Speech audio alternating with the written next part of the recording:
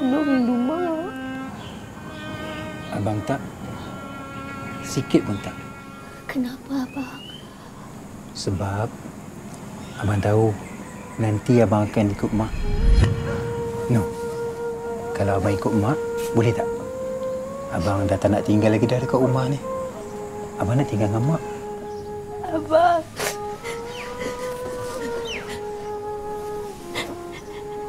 Habis tu, Abang nak tinggal Nur seorang-seorang.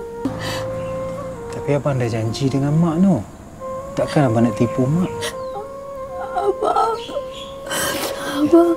Abang. No. Abang. Abang jangan cakap macam ni. Abang jangan tinggal Nur. Nur tak ada siapa-siapa Abang. Abang. Adik Iman tipu. Adik Iman tak jadi bagi anak. Abang pula nak tinggal Nur. Abang sakit Bang. Adik Iman tipu. Abang pula cakap nak pergi ikut Mak. No, apa ni? Bila masa abang cakap abang nak ikut Mak? No? Bila masa abang cakap abang ikut Mak? No, ni pelupa Mak tu kan dah lama meninggal dunia. No.